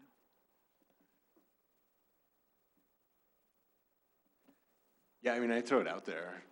Does it just not belong here, the board, or the reference to the board, or should we, yeah. It's not that it doesn't belong. We certainly could duplicate it and include it here, but it is already covered in a different policy that is specific to board members. Yeah, I think where I was going with this is it was not clear to me, based on the language, that existed before, that all these policies didn't already apply to the board. I think part of the challenge is we read these in piecemeal. Yeah. And so if you looked at the whole policy manual, Right. you would see that your edits are covered in section 2. I think that's, Oh, yeah, no, I see that, Lisa. What I'm saying though is, well, then let's make it clear that that's the case. So to me, it's not clear, because if you look at number 8, under statements of economic interest, that references the board. So if it references the board, then I thought, reading it, that, oh, wait, is the board referenced already in all of these paragraphs? So that's why I made the suggestion that, well, we better make it explicit, because it's awkward if it, applies to, for example, outside employment, which we'd all like to maintain. So. Yeah, well, some of us would. If I can restate that, because the statement of economic interest lists board members as on their list of the following employees, you're feeling as though, since it's included there, it seems confusing that it's not also included in the other sections of this. Or otherwise addressed, that either those sections do or do not apply. Well, and is it working now? Yeah. And this is a section on general personnel, and those are employees, and we're not employees. So his question is very valid. Doesn't really make sense. I agree with you. If we're not employees, we might want to change the opening line under statements of economic interest, because it says the following employees must file, and we're listed as number 8. Yes, I can see where the confusion lies here. So let us look at this a little more closely with that deeper understanding of, John, your point, and see if we can't either clarify the statement of economic interest category, the overarching umbrella category under which board members are listed, or another option might be to make reference to those board policies, the policies that govern board ethics, and mention them here so that there isn't confusion as to whom is being referenced. Thank you. Are there other comments? Questions? Oh, I had another one. It just came back to me. So in the policy review, it looked like someone added a reference to misdemeanors or felonies. And you know, I have some legal training, but I would not even pretend to be able to define misdemeanors in Illinois. I know that they're less serious than felonies. And I suggested that some kind of training or guidance should be provided to employees about what's intended to be covered by misdemeanors that need to be reported to the superintendent. So and Dr. Glowacki just pointed out, it's convicted of a misdemeanor or felony, and yet you think additional clarification around that might be useful? Yeah, and I think, yeah, I do. And okay. I get the felony thing, right? My point is with misdemeanors. So are we talking about, I believe, violation. Right, I believe you can get a misdemeanor by speeding, and then you start getting into the definition of convicted, right? I think people would, you know, would they go to court and actually defend themselves? You know, is this, and I'm also reading this as something related to just cause for disciplinary action. So I view it as a serious consequence for a violation that's poorly defined. Mm-hmm. Thank you. We'll look into clarifying that further. Thank you. Other comments or questions? I thank everybody for their close read and comments and edits. This now takes us to the second opportunity for the audience to address the board. Are there any audience board members, or excuse me, are there any audience members that would like to speak at this time? Please come forward to the podium. I must remind all guests to use the microphone. State your name and community of residence. According to board directive, you are allowed 1 minute if you've already addressed the board, or 3 minutes if this is your initial comment. Hello, I'm Lauren Litchfield. I live in Wilmette. I have a High Crest student and a Ramona student. And I had 2 comments quickly, one about the landscaping bid. I find myself on the landscaping garden committee because I don't know how to say no. And so now I sit in on those meetings. And so I was just taking a quick peek at the bid, and I see that the vegetable garden tasks are only for Central and Mackenzie and not the other schools. So if that's the case, that's fine, it is what it is. I'm not sure why the other schools wouldn't be allotted any services from the landscapers, but the other schools are under the impression that they are getting those services. So if that's what happens, then there needs to be some communication. Again, I'm new to that committee, so I'm perhaps reading into it a little differently, but it's my impression that, I mean, that's what all the landscape chairs are talking about. Oh, call the landscaper. They can come cut back this and cut back that. So just on the landscaping piece. And then with regards to the kindergarten enrichment, I wanted to thank you for recognizing that Ramona is different. Most of us live in that district for a reason, because we like it that way. But I'm surprised and disheartened that I know it was an informal vote here tonight, but that there's just so many things still at play, and just wanted to share a few things. One, the cost. You're asking Ramona and Mackenzie parents to continue using the Park District or other venues. The cost of the district new KEEP program is less, and it's a longer program. So you're asking those other families to pay more for a shorter day. There's a 20-minute bus ride that the kids have to take, and the program ends at the Park District at 2:40. So that's something to keep in consideration. The other piece is that I know the Park District says they'll be around, and that's great, but I am here to tell you that when classes are not full, they close them. So my daughter was in a class last year that had 9 kids, and guess what? It is not being offered this year. So if we are in a situation where we go to year 2, that's going to be a real situation, and not a good situation. And then the other piece is that I understand that there were just a few times where the board had said, or was in the Beacon or whatever, that kindergarten enrichment would be offered to all, and it was just a few times. But let me tell you, the word on the street is that it's being offered to all. So even if that wasn't the intent, that's what people want to hear. The optics are not going to look good. That people who are looking to move into the districts think that they're going to have that option next year. So if that's being taken away, I agree that they're going to be disappointed multiple times. Thank you. Thank you. Are there others who'd like to speak?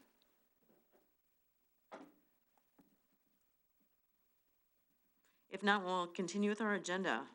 Action items. We'll move on to the consent agenda. The next order of business is the consent agenda under action items. Are there any items that the board would like pulled from the consent agenda? Mr. Panzica, please proceed with the motions. I move to approve the personnel report dated October 28, 2019. I move to approve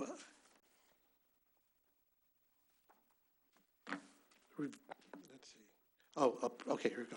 I move to approve a public hearing on the proposed levy scheduled to immediately precede the regular November 18th meeting of the Board of Education. I move to approve the 2019-2020 Superintendent District Goals. I move to approve the attached student fee schedule.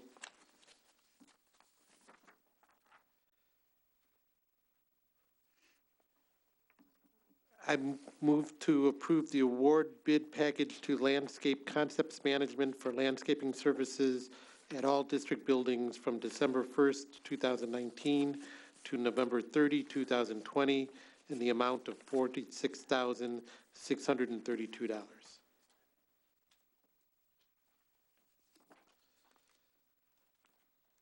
I move to approve as first reading of the Board of Education policies 5:120, ethics and conduct, 5:125, personal technology and social media usage and conduct, 5:130, responsibilities concerning internal information, 5:150, personnel records, 5:170, copyright, 5:180, Americans with Disabilities Act, 5:185, Family Medical Leave Act, FMLA, 5:190, use of district electronic networks and technology equipment, 5:195, teacher duties and qualifications, 5:200, terms and conditions of employment and dismissal, teachers, 7:20, harassment of students prohibited, and 7:180,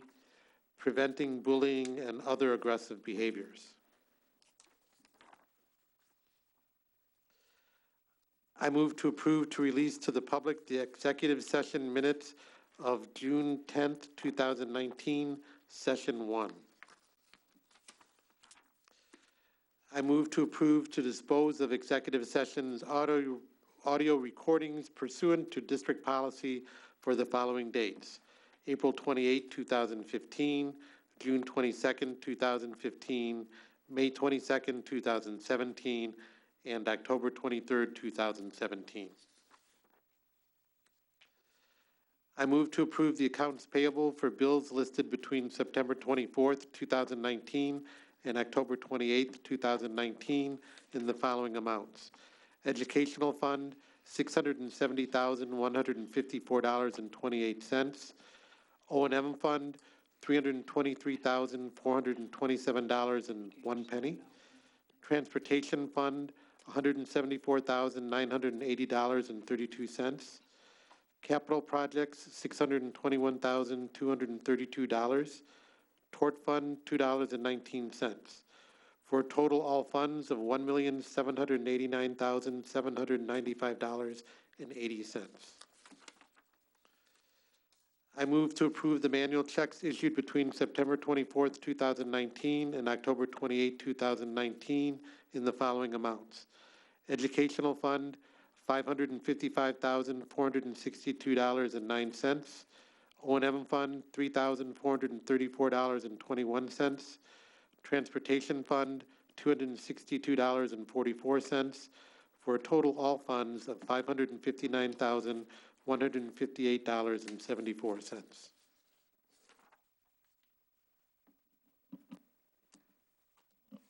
May I have a second? Second. The motion has been moved and seconded. Would the clerk please call the roll? Sorry, can I ask for a point of order? I apologize for interrupting. I'm understanding that a board member wishes to pull an item from the consent agenda. We've already discussed and requested for any board members to, if they want to pull an item from the consent agenda. I believe, according to Robert's rules, at this point, the board should vote on the consent agenda. Could certainly vote it down, and then we would have to go back and redo this process. That is an option. I'm not sure at this point the logistics of being able to pull an item off of the consent agenda at this point. If someone... So we could certainly have a discussion to determine whether board members want to vote up or down on the consent agenda. If board members decided that they wanted to, then we could vote it down and then remove and then revote. That would be one way that I think works. Okay. Is that okay? Yes. Fine. So do I make a motion? I want to hear what your objection is. I wanted to pull the landscape bid because I did not see this, and for unknown reasons, Harper and Ramona are not a part of that landscape bid, and I have a problem with that. Do we want to have a discussion? Is there? Can I comment? Yes. So I think it was just the ones that she mentioned was just the vegetable gardens. So I believe they specifically have vegetable gardens. The intent of the contract is to cover everywhere in the district, and through the pre-bid meeting, we did walk around with both of the contractors that bid and showed them all the sites on the property. So my understanding is that this does cover everything that's out there for the district. Did we? Can I ask a question? Where is our urgency on this? If we didn't approve it this month and approved it next month, how would that change things? We're going in winter. Yeah, I mean, the landscape bid is set up to start, I believe, on December 1st and run through November 30th. I think it's a little confusing. In your mind, you believe that it's covered. I believe that this covers everything that our current landscaper is doing, and that we walked the grounds and it covered everything on the property. It wasn't excluding anything that's out there. I don't know if those other two schools have actual vegetable gardens per se. So I will make a suggestion then. It sounds like there's some nuances to the contract that could be explored with the possible addition of additional services. And so I think it is the board's prerogative to either table this item or to approve the contract as it's presented, with an understanding that we will review this again with the contractor. And if there is a need to come back with additional services, we could certainly do that. I do believe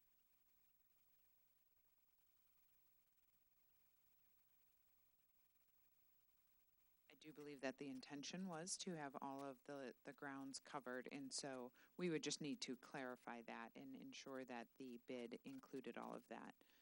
I apologize that we've missed that.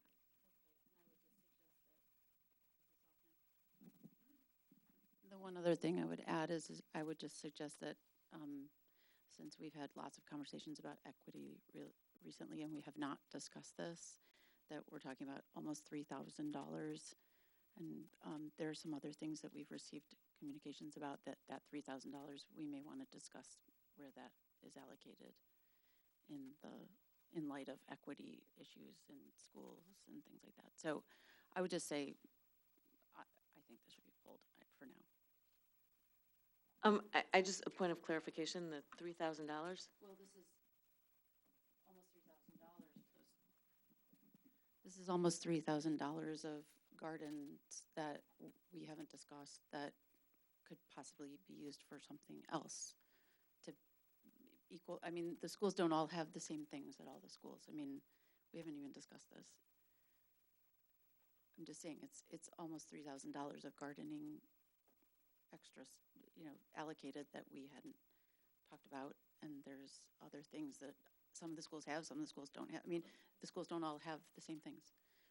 And where is the money best spent? What's the urgency, I guess, is a good question. That's better put. What's the urgency? And I'd like to have a discussion around this. That's all. Do other board members want to weigh in here?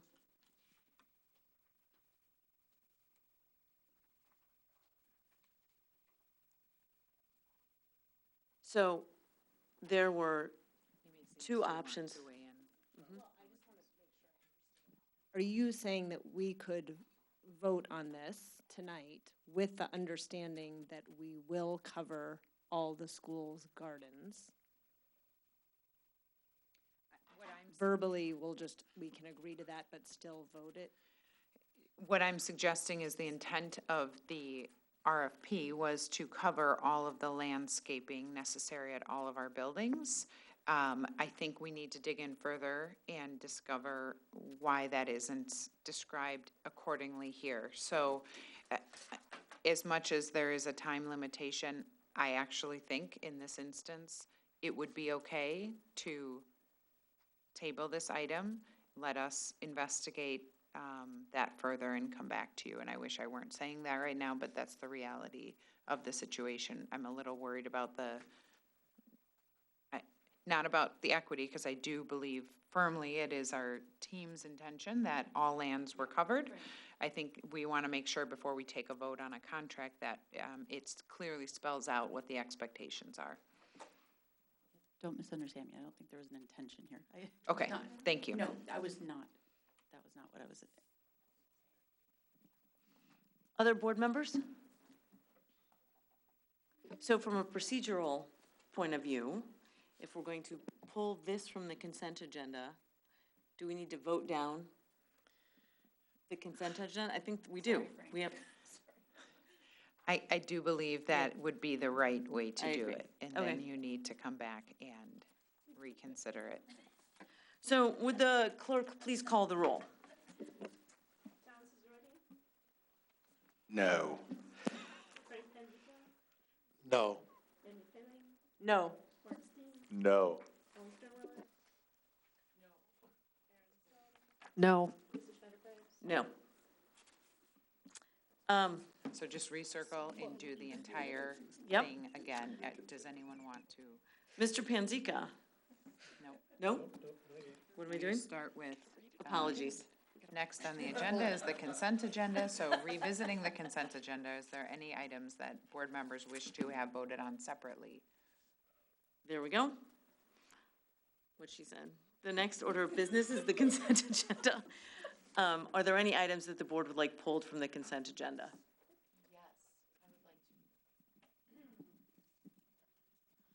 I would like to pull the landscape bid and Vote vote on on it that separately. separately. Thank you, Lisa. Mr. Panzica, please proceed with most of the motions. Since I'm pretty sure Roberts doesn't allow me to say all those things I said before, except that one, I'll start over. I move to approve the personnel report dated October 28, 2019. I move to approve a public hearing on the proposed levy scheduled to immediately precede the regular November 18th meeting of the Board of Education. I move to approve the 2019-2020 Superintendent District Goals. I move to approve the attached student fee schedule.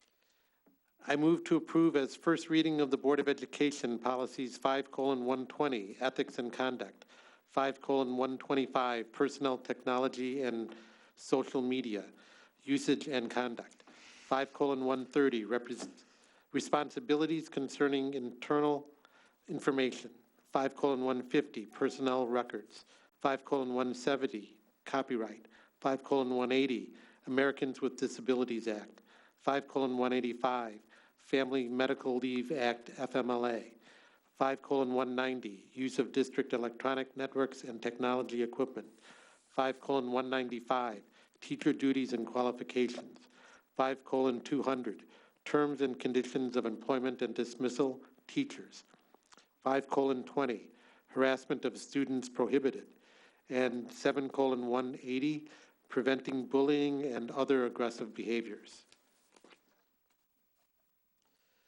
I move to approve to release to the public the executive session minutes of June 10th, 2019, session 1.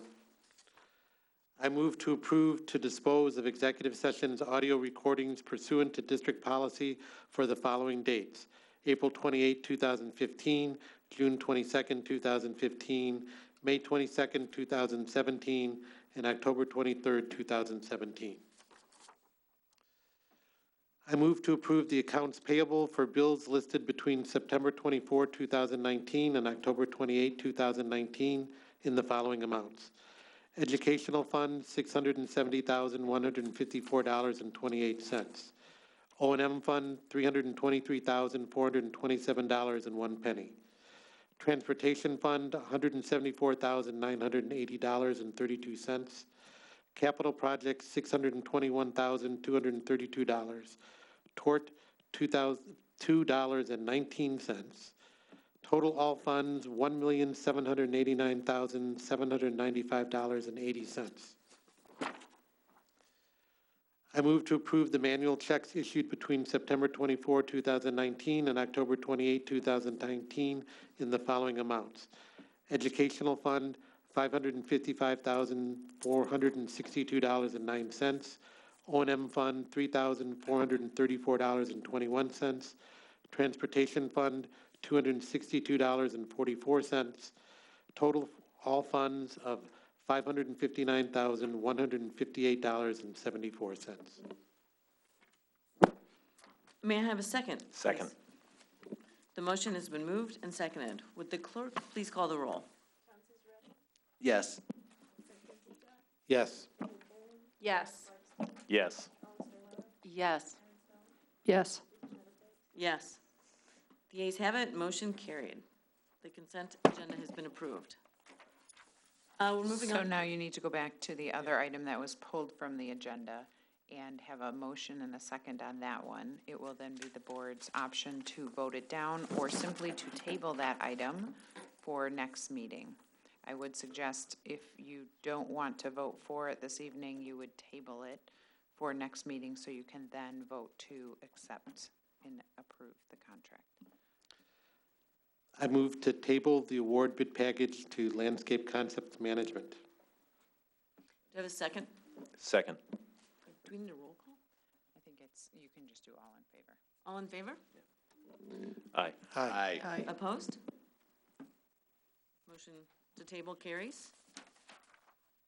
Now we'll move on to conference items. Is there any old business? Is there any new business? Is there any good and welfare? Yes.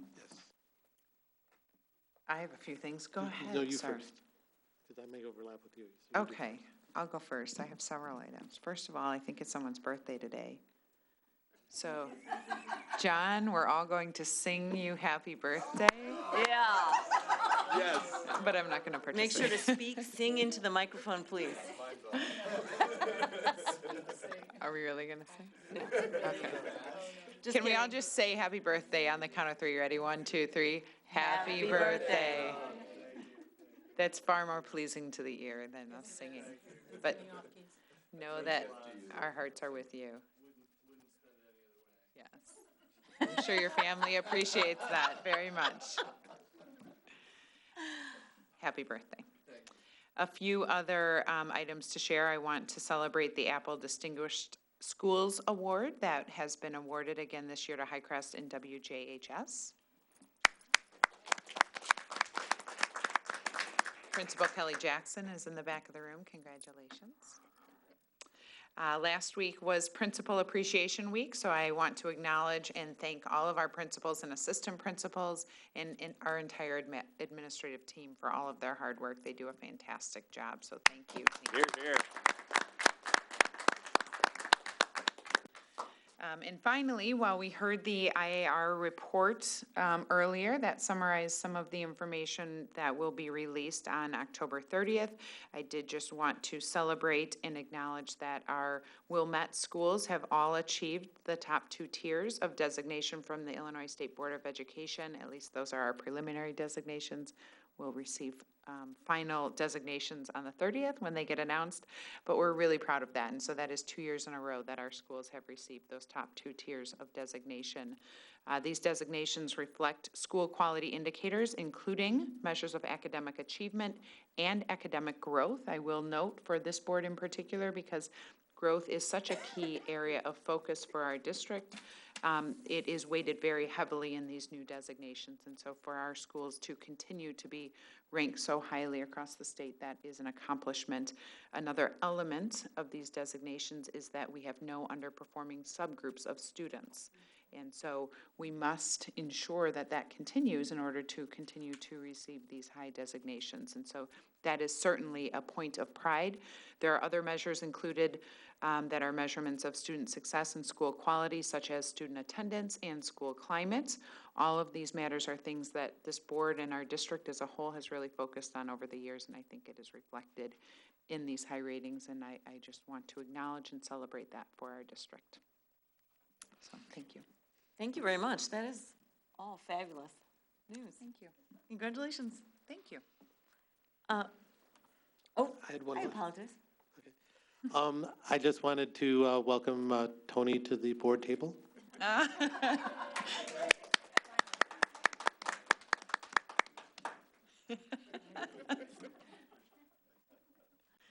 Frank. Other things? Okay, then I seek a motion to adjourn to executive session to discuss school discipline and litigation. I move to adjourn to executive session to discuss student discipline and litigation. May I have a second? Second. Motion having been made and seconded, will the clerk please call the roll? Yes. Yes. Yes. Yes. Yes. Yes. Yes. Motion carried. We are now adjourned to executive session, and the time is 9:11 p.m. Thank you.